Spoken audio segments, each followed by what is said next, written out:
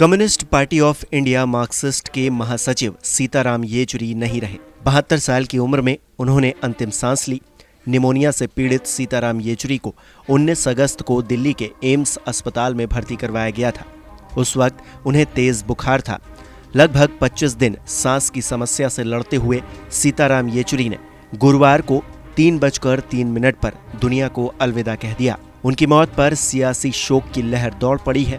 हर कोई उन्हें याद कर रहा है। कांग्रेस नेता राहुल गांधी ने येचुरी के साथ एक तस्वीर साझा करते हुए शोक संदेश में लिखा, सीताराम येचुरी जी मेरे मित्र थे, भारत के विचार के रक्षक और हमारे देश की गहरी समझ रखने वाले थे। मुझे हमारी लंबी चर्चाएं याद आएंगी।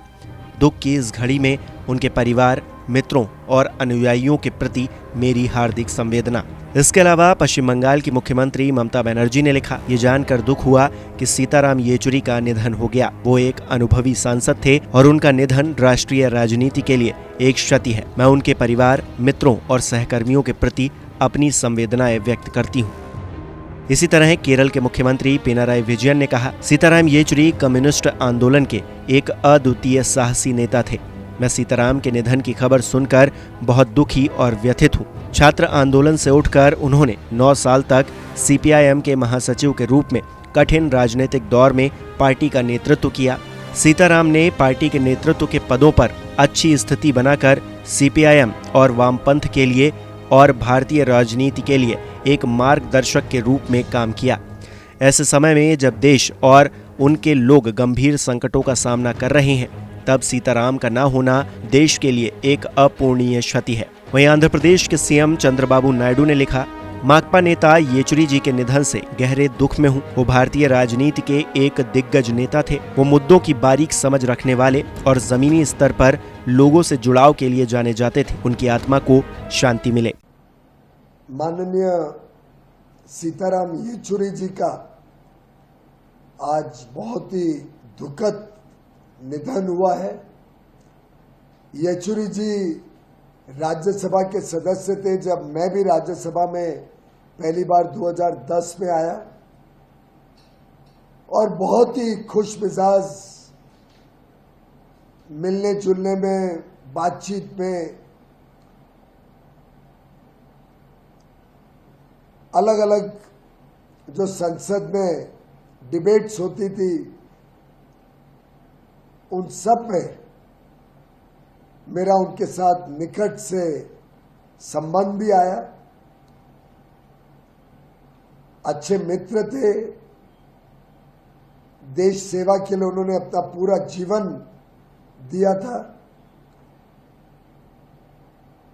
और हमारी राजनीति अलग अलग हो, राजनीतिक सोच अलग हो, लेकिन कभी उनके दिल में मनभेद नहीं था।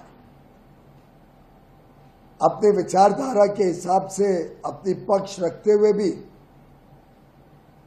उनके साथ जो मित्रता गत 14 वर्षों में बनी, मैं समझता हूं मैंने भी उनसे काफी कुछ सीखा है, और वो हमेशा हम सबके दिल में रहेंगे।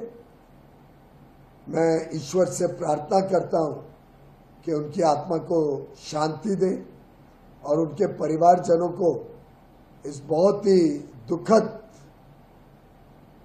परिस्थिति में हौसला दे, हिम्मत दे। ओम शांति। आपको बता दें कि येचुरी ने एम्स में भर्ती रहते हुए 22 अगस्त को पश्चिम बंगाल के पूर्व मुख्यमंत्री बुद्धदेव भट्टाचार्य के निधन पर उन्हें श्रद्धांजलि दी थी। उन्होंने 6 मिनट से ज्यादा के अपने वीडियो संदेश में कहा था कि ये बहुत दुर्भाग्यपूर्ण है कि मुझे एम्स से ही बुद्धोदा के प्रति भावनाएं प्रकट करना और लाल सलाम कहना पड़ रहा है। इसके अलावा येचुरी ने 23 अगस्त को सोशल मीडिया प्लेटफॉर्म एक्स पर जम्मू कश्मीर में सीपीआईएम, कांग्रेस और नेशनल कॉन्फ्रेंस के बीच चुनावी गठबंधन को लेकर पोस्ट किया था। वहीं 29 अगस्त को उन्होंने एक्स पर अब्दुल गफूर नूरानी के निधन पर शोक संदेश पोस्ट किया था। 12 अगस्त 1952 को मद्रास के एक तेलुगु भाषी ब्राह्मण परिवार में जन्मे सीताराम येचुरी के पिता सर्वेश्वर सोमयाजुला येचुरी आंध्र प्रदेश राज्य सड़क परिवहन निगम में इंजीनियर थे।